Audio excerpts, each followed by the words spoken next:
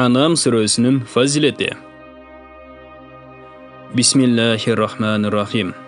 Anam surəsi düşkən uçurda Peyğəmbərimiz sallallahu aleyhi və səlləm Allah'a tasbih aytıb, бұл сүрө түшіп жатқан учурда периштелер ар тарапқа ушунчалык көп таркалышты. Кала берсе асман тарабы жабылып қалды деді. Расулуллах саллаллаху алейхи ва саллям мындай деген: Kim Anam сүрөсүн башынан акырына чейин эч ким менен сүйлөшпөстөн окуса, Аллах анын алдыңкы күнөөлөрүн кечирет деген.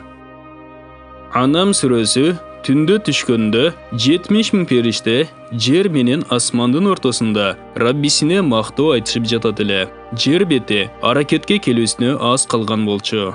Мындай абалды көргөн Пайгамбарыбыз саллаллаху алейхи ва саллям Субхана Раббил Азим деп сажда кылган.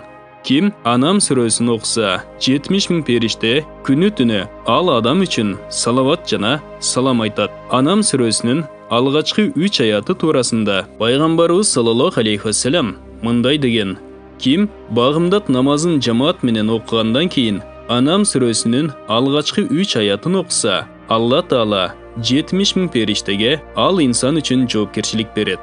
Алар кыямат күнүнө чейин ал инсан үчүн кечирим сурашат.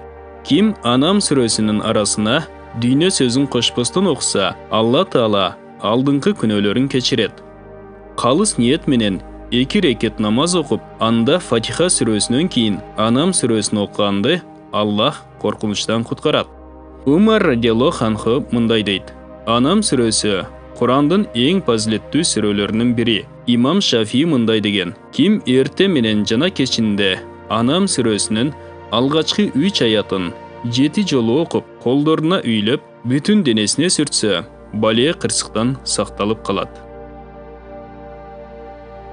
Бул баян ыйык айлар жана кабыл болгон дуалар китебинен алынды.